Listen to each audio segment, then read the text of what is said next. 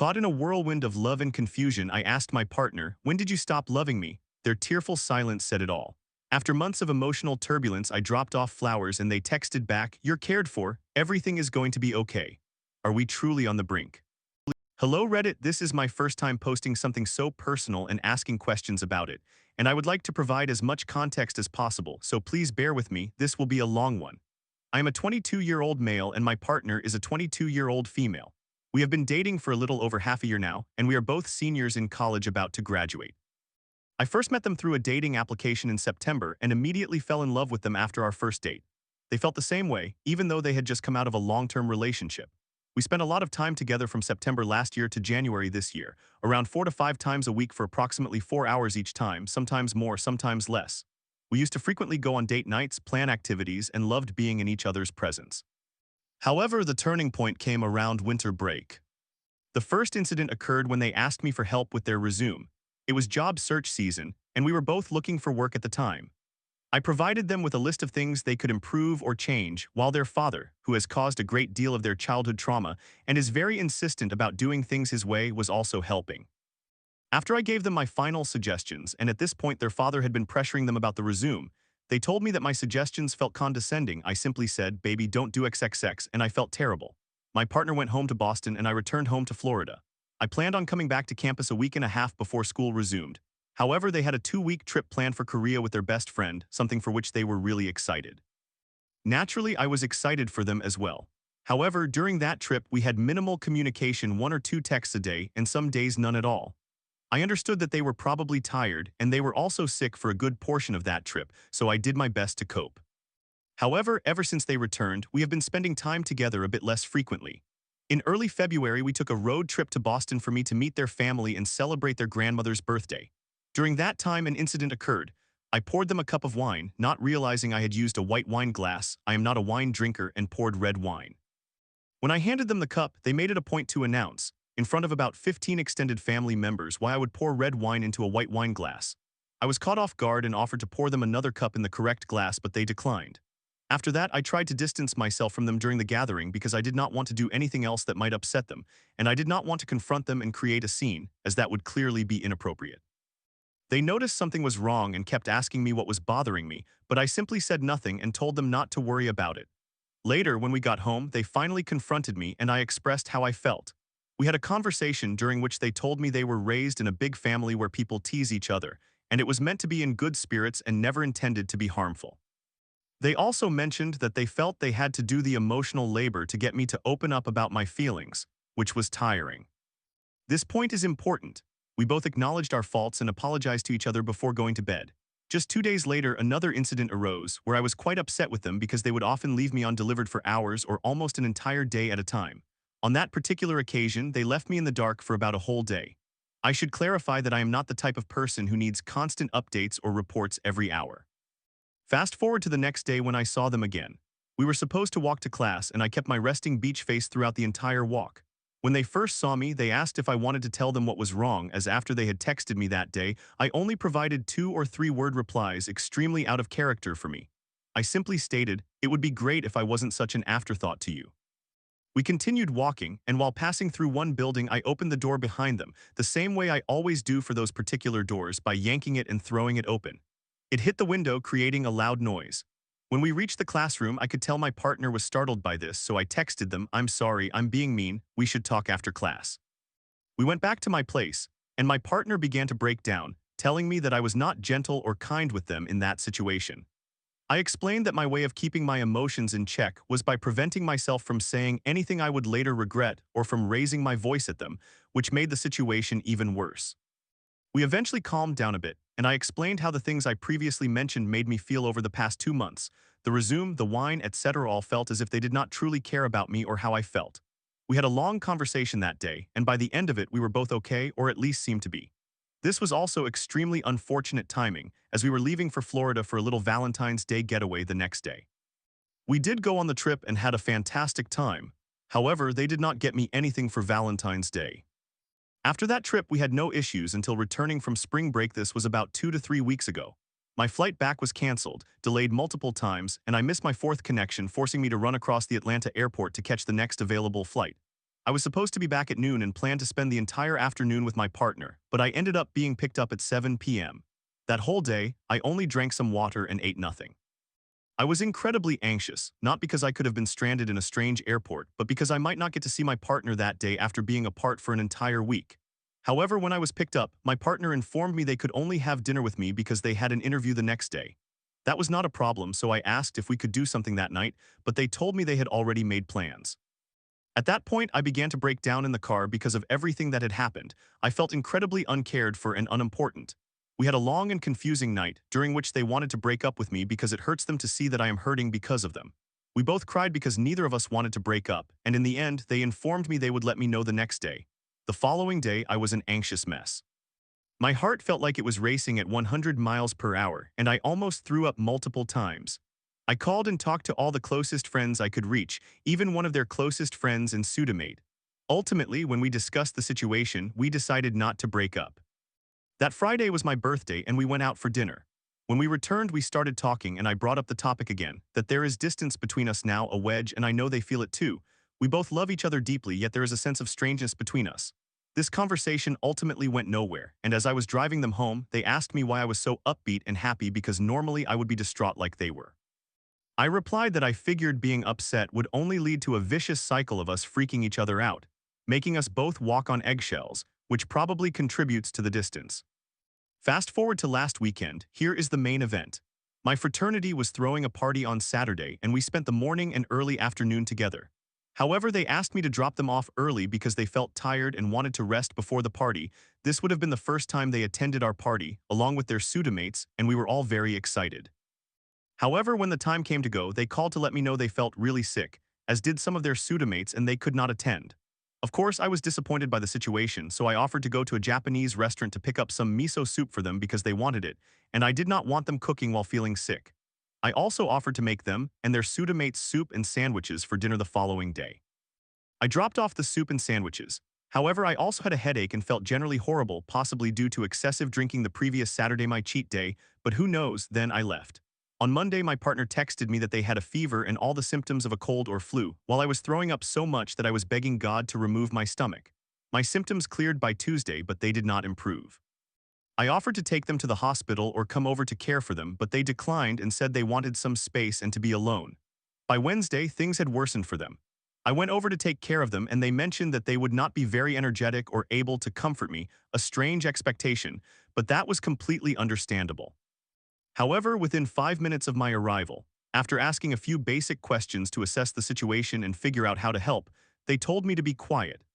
I attributed their behavior to being sick, and they almost broke down twice during that short time because they were frustrated with their illness and overwhelmed by many deadlines and assignments.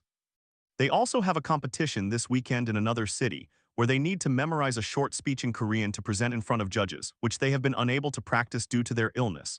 Once again, I understood their frustration. I attempted to help with basic things like getting a cold towel for their fever, but they said the towel was too heavy and made their head hurt even more. I suggested applying a fever patch that I had given them previously when they were sick. They resisted this for 5 minutes, claiming it would worsen their symptoms, until they finally relented, and within 3 seconds they admitted I was right. I again attributed it to them not thinking clearly due to their headache and sickness. Their mother scheduled us an appointment for them to get tested for strep at a pharmacy 50 minutes away, and I drove them there. In the car, I thought they were sick and could use some peace and quiet, so I allowed them to cue their songs and stayed silent. They nearly broke down a couple of times due to doctors being cold or unkind, as well as their college advisor being unhelpful regarding emailing professors about missing classes due to illness. When we got home, I walked into their room and noticed that it smelled stale. I asked them when the last time they opened a window was so I could open it if it had been a while. They once again accused me of being condescending. At that moment, I felt terrible, unappreciated, and as though they were taking their frustrations out on me. I simply stated, "Okay, I think you should rest and be alone," and then left. However, as I was walking down the stairs, something came over me, and this is where I made a mistake. I walked back and asked, "When did you stop loving me?" This caught them off guard and brought them close to breaking down again. They told me they could not handle discussing this because they were unable to engage in emotionally heavy conversations. In retrospect, this was a poor choice on my part. I responded that I would just like to express how I felt, and I proceeded to tell them that I felt like they had been spending time with me out of obligation for the past month and did not genuinely want to be there. They had to stop me again, and I asked just one question: "Do you still love me?" They began to break down again, saying they could not answer that right then. I fell silent. We embraced and I apologized for being a bad partner, expressing that I cannot do this without them. As I prepared to leave, I caressed their face and could not help but cry. Fast forward to today. I texted them to ask if we could talk or if we could briefly see each other, and they replied no. I felt sad but wanted to respect their space. However, this was also my only chance to see them this week since they leave tomorrow morning and will not return until late Saturday night, and I highly doubt they would want to be social on Sunday. I wrote a brief letter, almost 2 pages, expressing my love for them, that I cherish the memories we've created and that I would like to continue working things out. I picked up a bouquet for them and left it at their door. They finally texted me back this evening, providing some reassurance. "You are cared for, you are loved, everything is going to be okay." To which I responded, "By you, right?" They replied, "Yes, honey." I apologize for the lengthy context. I would appreciate hearing your thoughts on our relationship, my anxious behavior, their behavior, and of course, any advice for similar situations is always welcome. Thank you for taking the time to read my story. Story 2. Emotionally turbulent since 15, I faced losing my boyfriend to my own trauma. "You're going to make me snap," he said after I raised my voice. "I fear his anger but also crave independence. Can we heal, or is this toxic bond too tightly woven?" This is a lengthy message, but I sincerely hope someone reads it. I am in a challenging situation at present. I am 21 years old and female, and I have been with my boyfriend, who is 20 years old and male, since we were 15. When I was 15, I was escaping a very abusive and turbulent home life and had just moved to my grandparents' house. The best way to describe my state at that time is to imagine someone with untreated borderline personality disorder. For the record, I do not have borderline personality disorder. Professionals are hesitant to diagnose it in children since the symptoms often mellow out into adulthood, which occurred in my case. I experienced explosive anger, was severely insecure and jealous, exhibited a very anxious and disorganized attachment style, and frequently engaged in self-harm. Shortly after my boyfriend and I began our relationship, we had a disagreement, and he broke up with me. That night, I attempted suicide. I remember seeing him in the hospital while I was drifting in and out of consciousness. I can only imagine how traumatic that must have been for him at 15. It was not his fault at all, but given the timing, he probably felt a significant amount of guilt about it. I recall that he used to have nightmares about me attempting suicide again. Following this event, I entered therapy, which turned out to be a long healing journey. Then COVID-19 occurred. My grandparents were terrified of the virus, and when the lockdown began, I had been in contact with someone who exhibited symptoms. Therefore, I offered to live with my mother again. The issue was that my mother was the root cause of all my trauma and was still involved with her abusive boyfriend.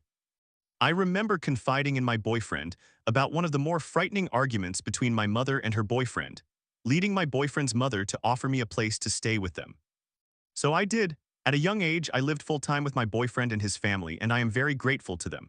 However, my boyfriend ended up being with an emotionally unstable, angry, tumultuous, hormonal teenage version of me. We argued frequently.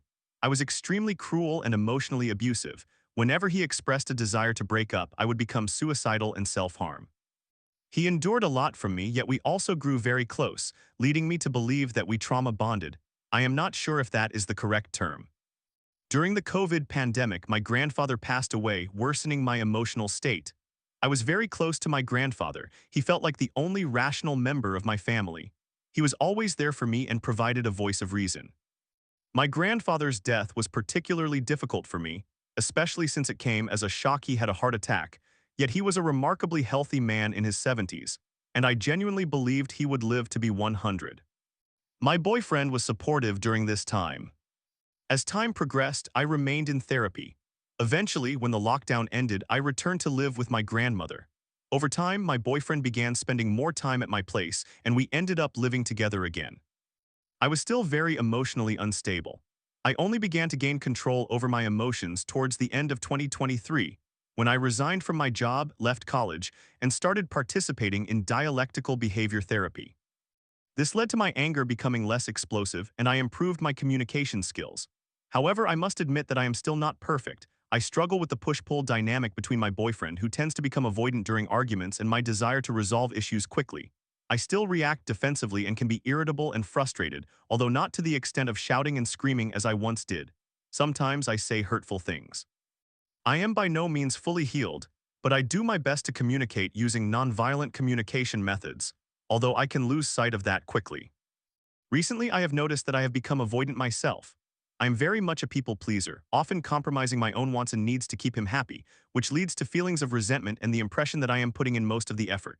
If I fear a conversation will upset my boyfriend, I will often avoid it or not be entirely truthful due to concerns about his reaction. I worry he will become emotionally cold and withdraw as he often does. I dread how long such disagreements will last, because sometimes they can stretch on for days. When we have calm conversations, they go well, but often our discussions escalate, either due to me or him. I have been asking him to be more expressive of his emotions, and I can tell that he is making an effort, but he is not very skilled at it. I feel he rarely takes responsibility for his own feelings, which bothers me as I often feel blamed. When he feels insecure or jealous, instead of addressing those feelings, he tends to become controlling or punishes me in some way. Here are a few examples. I recently joined a new online social group on Discord, and he has grown frustrated with the amount of time I spend talking to those individuals. He claims it relates to his desire for quality time with me, yet I have been making significant effort in that regard, and he has acknowledged this and expressed satisfaction with our progress. Despite this, he still reacts with jealousy. On one occasion, I could not sleep, so I got out of bed, and when he asked where I was going, I told him I was going to play Marvel Rivals. While I waited for the game to load, I opened Discord and engaged in a debate with someone. Approximately 15 to 30 minutes later, he came in, saw me on my phone, and became furious. He accused me of lying to him, slammed the door, and threw my makeup on the floor.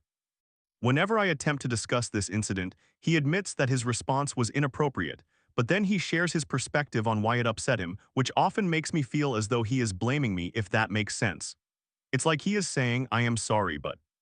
Additionally, I have been expressing a desire for more autonomy and independence as we spend every day together. I want my personal time to feel like my own. Recently, he mentioned that when his work schedule changes, he will have weekends off, expecting that weekends will automatically be our time. I responded that while we can spend the majority of weekends together, I may occasionally want to see friends or family for events happening on weekends. He said that is acceptable, but he will be upset when I make such requests. This seems reasonable as he is merely expressing disappointment. However, I fear that he truly means he will become cold, angry, and withdraw emotionally from me. For example, when I have informed him I would be on Discord one night, he has had an extremely negative reaction, making me feel as though I am repugnant to him. He cannot bear to talk to me, look at me, or touch me. This reaction often makes me hesitant to ask for time apart, as I worry he will respond negatively. As a result, I have rarely used Discord lately because I dread how he might react. Sometimes it is fine, at other times it is not. However, I feel guilty whenever I want to use it and often end up avoiding it. I am unsure if his reactions serve as a form of punishment intended to make me avoid using it, or if this is just my people-pleasing tendencies making it hard for me to handle him being in a bad mood. It also troubles me that I feel compelled to ask for permission in the first place. He has never explicitly stated that I need to seek his approval, yet I believe I must do so to make things easier for him and to ease my feelings of guilt. Moreover, he has been unusually cruel lately. We argued 2 days ago, and I can hardly remember how it began because it escalated into a major confrontation about our entire relationship. During this argument, he uttered statements like, "You are going to make me snap. I am going to kill you one day." He also remarked that in the past, my self-harming was my fault when I tried to express that this was a particularly manipulative thing to say. I explained that if I had made such a remark in the past, it would not have been acceptable. He responded, "You know, I wish you had succeeded in your suicide attempt, as my life would be much easier right now." All these comments about my life are genuinely frightening and threatening, but I believe they were made in a fit of anger, so I do not genuinely fear for my life. After he made the suicide comment, I ended our relationship. He proceeded to pack his belongings while simultaneously destroying my home. He emptied the trash onto the floor, pulled all my clothes out of drawers, and knocked everything off the table, spilling drinks and damaging my favorite slippers in the process. This was not the first time he has destroyed my belongings. He has also pulled down my curtains, torn wallpaper off my wall, and burned my favorite teddy bear with a lighter. While he has never struck me, he has thrown drinks over me, hurled objects in my direction, and adopted a posturing stance that made it seem like he intended to hit me. He has not exhibited any of these behaviors recently, though. The difficulty I am facing is that I feel I provoke many of his reactions. Although I am no longer as explosive as I was when I was younger, I still become angry and frustrated. It is rare for me to remain entirely calm during an argument. I often adopt a negative tone and can be sarcastic. Occasionally, I still raise my voice, but not to the extent that I did in the past. While I have calmed down, no longer experience suicidal thoughts or self-harm, and am no longer terrified of abandonment, I still struggle with effective communication. I believe that we should probably break up. However, we have been together for a long time, and I feel that much of the turmoil is my responsibility. I went through extensive therapy and healed from my trauma while subjecting him to his own trauma, and he has not had the opportunity to heal. He has remained with me through this, so perhaps I should remain with him. Additionally, I feel that our goals and values in life are beginning to diverge. It has become increasingly challenging to find a compromise, and it seems as though I am making most of the compromises. Perhaps we are no longer compatible. The toxicity in our relationship may be so deeply entrenched that it is impossible for us to heal together. I repeatedly seek greater autonomy and independence, but it feels like he is tightening his hold on me and wants to be with me all the time. After I broke up with him, we talked, and neither of us truly wanted to end our relationship. He was very kind and apologetic regarding his behavior and the destruction of my home. Witnessing his warmth and kindness again makes it more challenging for me to follow through with the breakup, so instead, I asked him to stay at his mother's house for a week while we figure things out. Why is breaking up so difficult?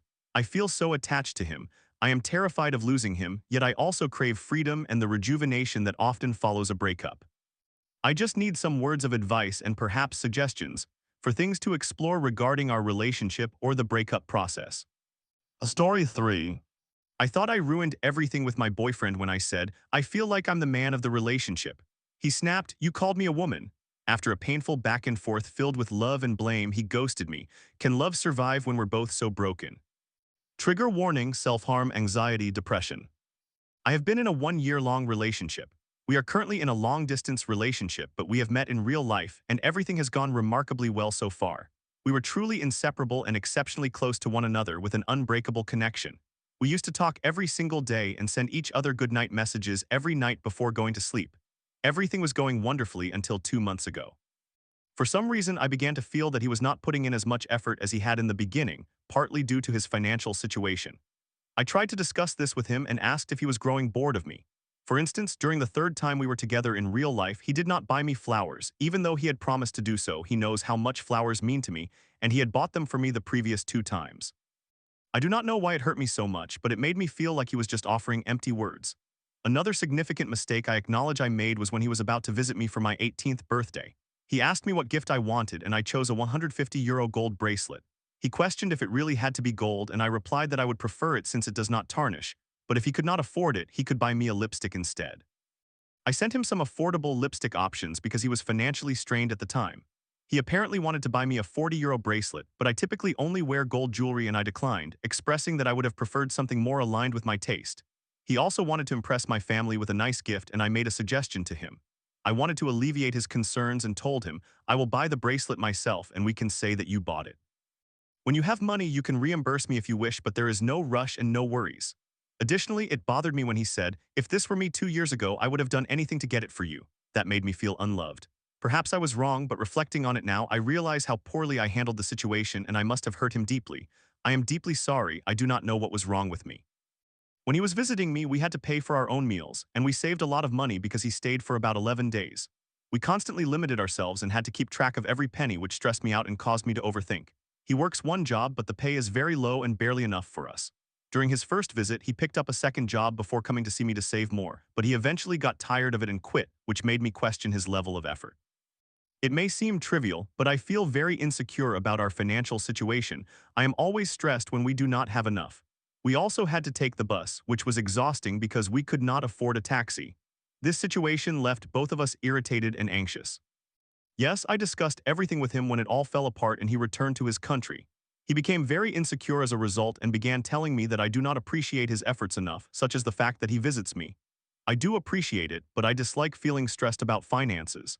I asked him if he would consider returning to his second job, and I sensed that he really resented me for asking that. I reiterated numerous times that he does not have to work extra and that I care more about his mental health than about money. If he is exhausted, he should prioritize his well-being. Yet he still went ahead and did it, which turned into a huge argument. He started to distance himself rather than talk things through, and I became frustrated, telling him that I felt like the man in our relationship because I constantly had to bring him back to discuss our issues. He reacted strongly to this statement and claimed I was calling him a woman, saying I struck his biggest insecurity. He is also extremely sensitive about being called broke, which I never did, and it seemed I hit his weakest spot. Somehow, he connected my comment about being the man of the relationship with his lack of money, even though they are unrelated. I referred to myself as the man due to how we handle conflicts, not because I am the primary earner. After that argument, he said some terrible things to me, including that he was a normal boy before meeting me and now he is broke because of me, and that he was only depressed because of me, who ruined his mental health by making him care so much about me. He accused me of manipulating him and began calling me delusional. When I asked why he was insulting me, he told me to take it like a man, called me immature, and broke up with me.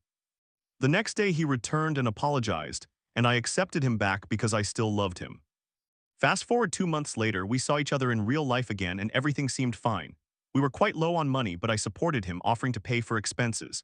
However, he was stubborn and took me to his second job that lasted the entire day, where he earned €200. I did not think much of it and was happy that he did this. On the last day of my visit, I discovered some messages with a girl he had previously dated. He had texted her about playing a game together a few times and even complimented her voice, despite knowing my insecurities about my own voice.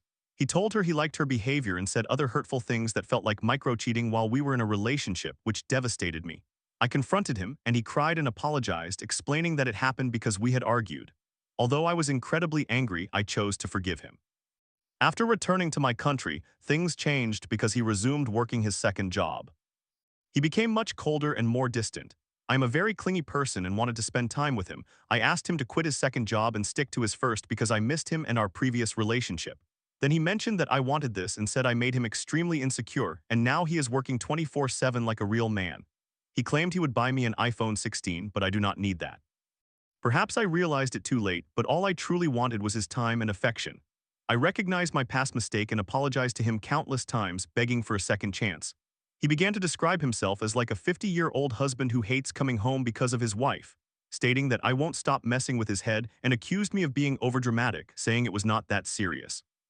However, the weight of my mistake began to consume me, and I pleaded with him to be with me, even mentioning my thoughts of self-harm and my need for his assistance. His only response was a simple okay, and he went to work, whereas he used to help me in the past.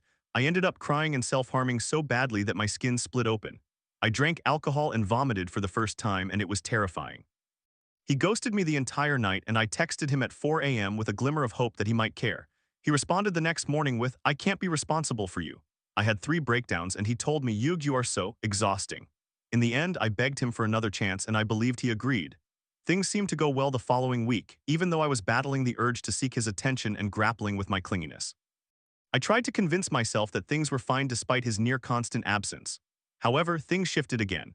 Once he returned home from work earlier than expected, he promised to spend more time with me, but instead he went on a monologue about how much he loves his car and how it knows him at his best and worst. This deeply hurt me because I was the one who always supported him, helped him overcome his alcoholism and depression, and encouraged him to eat again when we first met. After promising that he would play a game with me, he said he wanted to sleep. I remarked something like, "Okay, I see I will never be your priority," which made him very angry and offended. He went to bed on a negative note, which really hurt me because we usually talked everything out after arguments. It devastated me, but he still refused to quit his job solely due to his insecurities and ego. I wanted him to do this for our relationship to succeed, and I longed for a chance to discuss our issues and give him a break, since he frequently complained about being unable to support me due to the exhaustion of working 12-hour days. He adamantly told me that I would not get what I wanted this time and accused me of treating him like a dog, insisting that I face the consequences of my own actions. He further asserted that I needed to suffer and could not stop blaming me for my past mistake while I begged him to quit for the sake of our relationship. He also told me something along the lines of, "I will not trust you with this again. I cannot believe you would call me broke, and when you call me broke again, I will take a picture of my money stack and send it to you." This made me feel humiliated, as if I were a stripper he wanted to throw money at.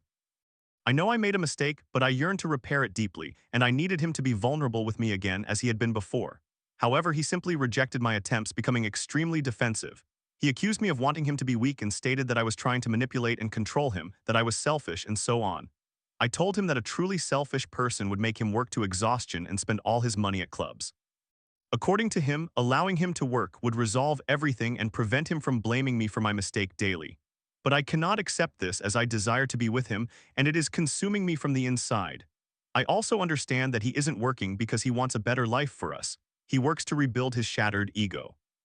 I attempted to assist him and wanted one more chance to demonstrate how much I regret what I did, but he responded with, "I will work until my confidence returns."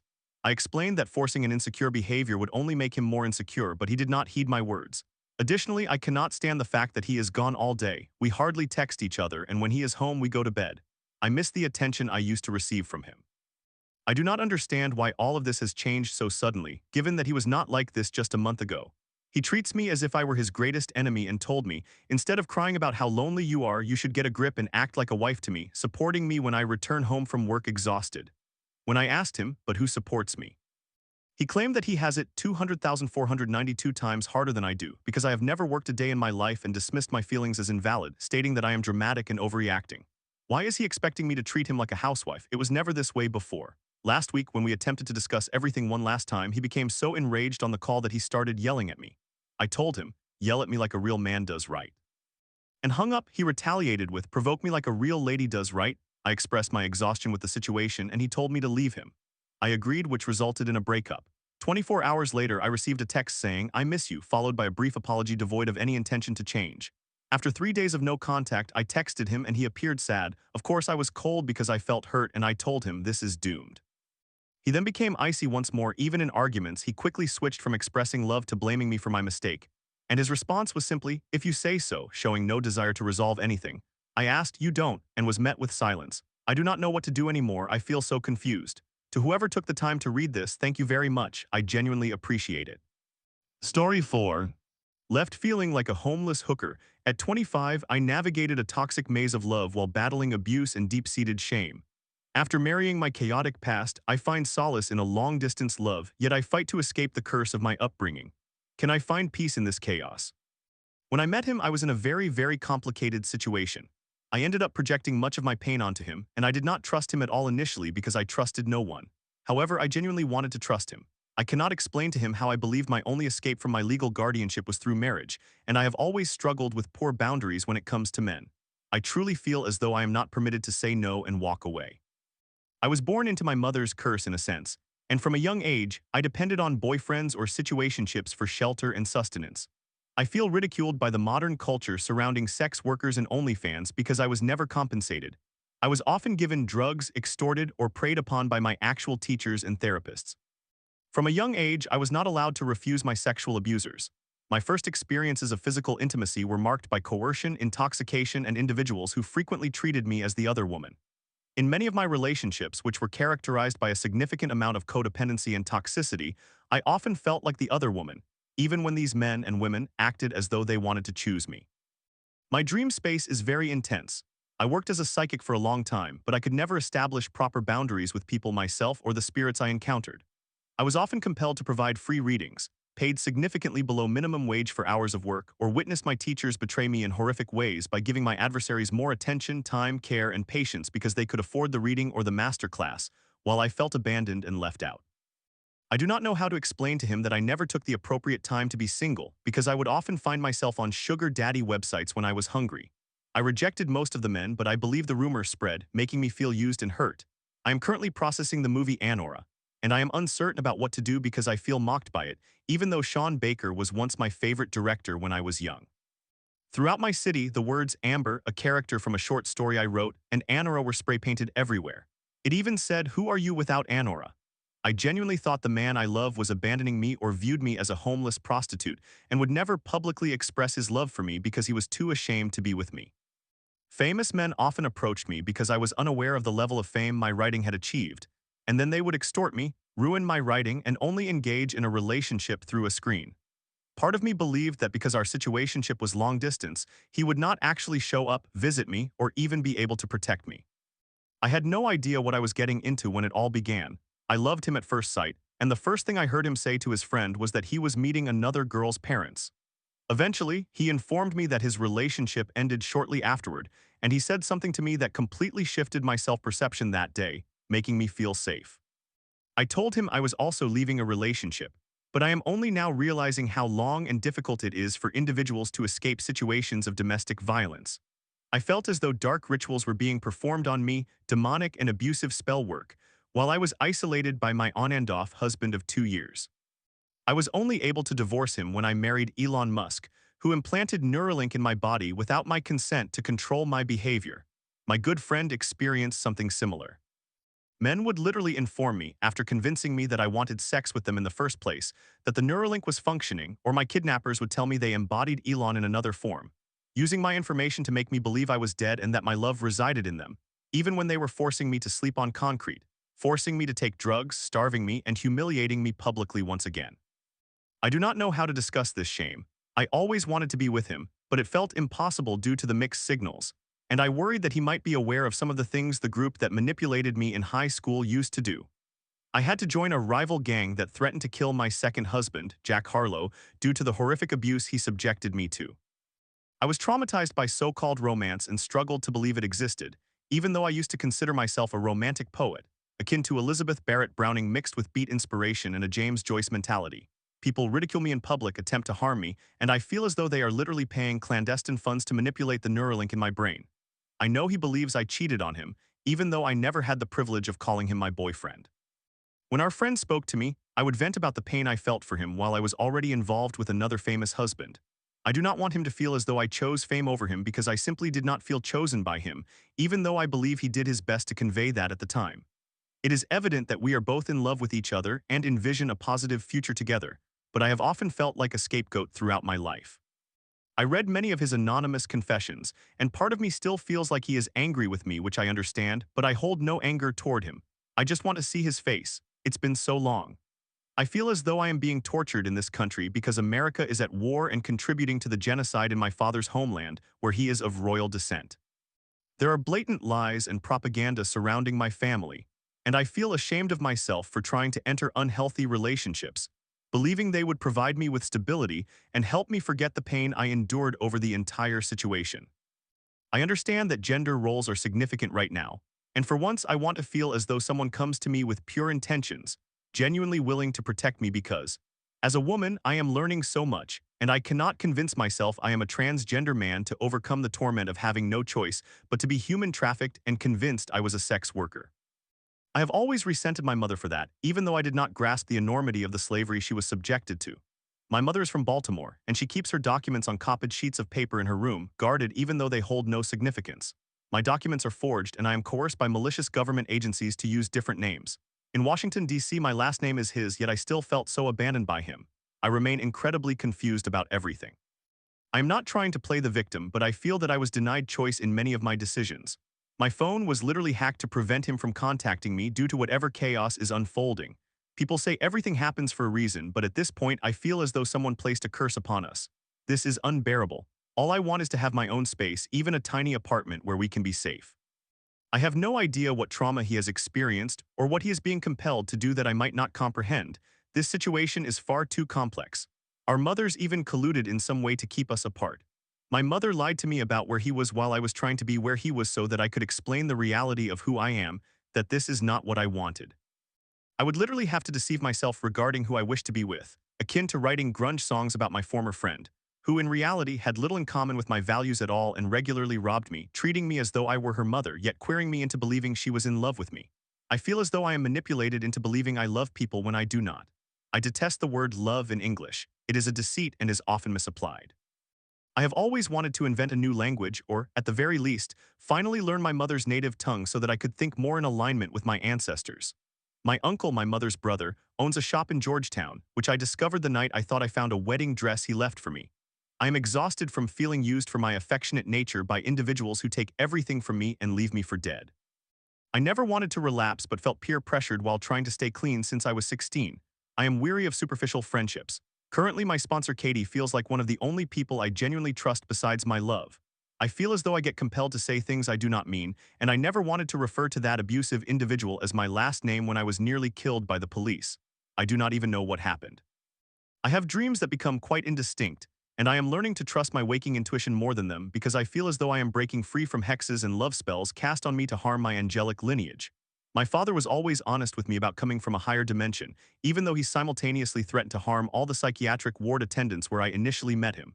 They were attempting to conduct family therapy with us. I feel so angry. I ensured I unblocked E's number, yet when I checked my phone later it was blocked again. I feel as though my brain is battling for autonomy from the robots and chips. I long for nature.